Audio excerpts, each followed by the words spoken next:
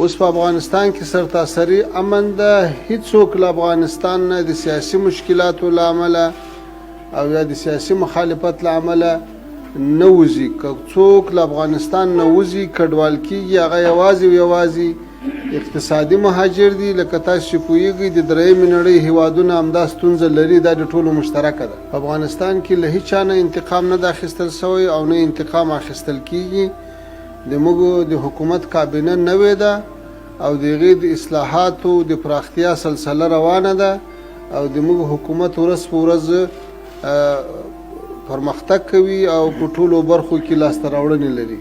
افغانستان له 43 کاله وروسته له جګړې خلاص شوی ده او په لومړي ځل د مرکزي حکومت خاوند شوی ده په داسې حال کې چې په ټول افغانستان کې د قدرت جزیرې ختم شي او په الحال یوه لویشت مځکه هم د اوسني حکومت د قدرت له ساحې نه بهر نه ده او افغانستان اوس یو مسؤل خپلواک او سیمه ییزو همکاریو ته ژمن حکومت لري چې د هیچا تر تاثیر نه ده لاندې.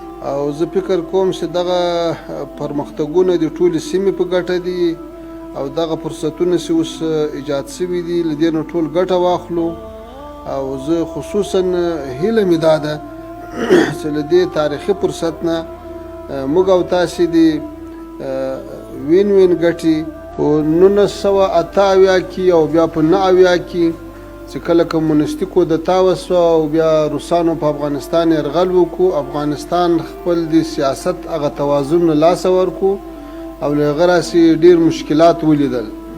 اوس د موږ بهرنی سیاست دا ده چې موږ متوازن سیاست ولرو. د موږ سیاست به د چا په ګټه او د چا په زیان نه وي بلکې د اعتدال په اصولو به ولاړ. موږ نه غواړو چې د موږ هېواد د لویو قدرتونو د ټکر او د مقابلو قرباني شي.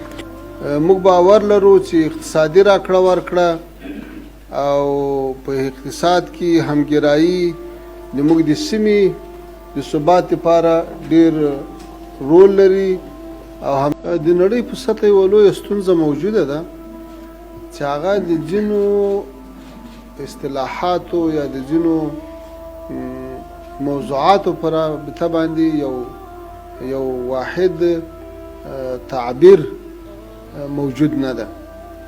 کټ مټ داسې مثال ده لکه تروریزم. د تروریزم دپاره تر پایه چا دا تعریف ونه کړو چې تروریزم څه معنا، خو چې څوک به د چا ناخوښه و یا به مخالف و په هغه به د تروریزم ټاپه لګوله. نن عیني شکل باندې د بشر حقوق او ځینې نور مسایل دي چې د هغوی دپاره یو قاطع او جامع او معنی تعریف نشته چې هغه معلوم شي چې دغه شی باید وشي. پرون چې د افغانستان په بندیخانو کې 15,000 افغانان بندیان پراته وو او په کورو چاپې وال کېدلې او کلي، باغونه، شتمنۍ، مارکیټونه دا ټول بمبارېدل. هغه د بشر د حقوقو خلاف ورزي نه وه. نن چې په ټول افغانستان کې یو سیاسي بندي نشته، دا بیا د بشر د حقوقو خلاف ورزي ده. پرون په افغانستان کې له چارواکو ما سوه هیچا ژوند نسوی کولی. هغه چا به ژوند کوه چې هغه به د حکومت خوښ و، نور ټول د مرګ قابل و. نن که څوک مخالف که موافق حتی هغه اردو چې له موږ سره 20 کاله جنګېدلې وه د هغوی ټولو کورنۍ نن هلته ارام ژوند لري. هغه پرون د بشر حقوقو خلاف ورزي نه وه، نن بیا ده. موږ چې مکتبونه خلاص کړي دي، شفاخانې او کلینیکونه خلاص کړي دي او په زرهاو په لکاو خلک ورته مراجعه کوي، دا د بشر د حقوقو خلاف ورزي ده. او چا چې په دې دوا بنده کړې، په دې تنخوا بنده کړې، په دې پیسې بندي کړي دي او دا بیا د بشر حقوق دي. تاسو ټول ماشاءالله پوهان خلک یاست، مطالعه لرئ. د بشر د حقوقو د نړیوال سازمان اصول دا دي چې بشري مرستې به څوک له سیاسي مسایلو سره نه ګډوي. اوس یا د دنیا ګډوي. ما په نړیوالو کانفرانسو کې امریکایانو ته، اروپایانو ته، د سیمې هیوادو ته ټولو ته دا وړاندیز کړی، بیا یې کوم، له دې سټیج یې کوم چې هغه اصلاحات چې دنیا یې غواړي او د افغانانو په ګټه وي راسي چې هغه اصلاحات د همکارۍ له لارې سره راولو، د فشار له لارې نشي راتلی.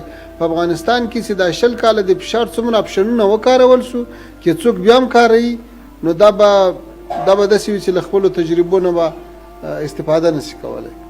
نو ځکه زه وایم چې په دې لپاره یو جامع تعریف وشي، بیا که چا له هغه نه سرغړونه وکړه هغه به ناقص. زموږ په برخه کې ډېر هغه څه د باندې راوځي او تاسې ورنه خبرېږئ چې هغه هېڅ حقیقت نه لري. په 2001 کال کې چې کله د امریکا په مشرۍ نړیوال ائتلاف په افغانستان حمله وکړه او کابل اداره قدرت ته ورسوله، هلته موږ او نورو طالبانو مسؤلینو د مځکې په سر د ژوند حق نه درلود، یا به خامخا مړه کېدلو یا به ګونتنامو او باګرام بندیخانو ته لوېدلو او یا به غرو ته ختلو.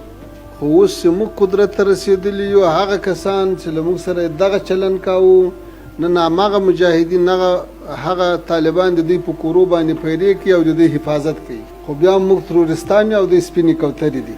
او موږ چې کله راغلي یو، یو کس هم په د سیاسي مخالفت له وجې که هغه غټ افسر وي که هغه وړوکی، موږ له وظیفې نه لرې کړی.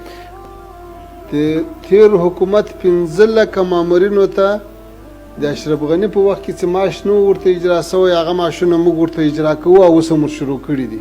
یو وخت د ډاکټر اشرف غني په وخت کې د افغانستان ټول زندانونه له افغانانو ډک سو، بیا د یو نوي قرارداد له مخې نوي زندانونه جوړول شروع کړو.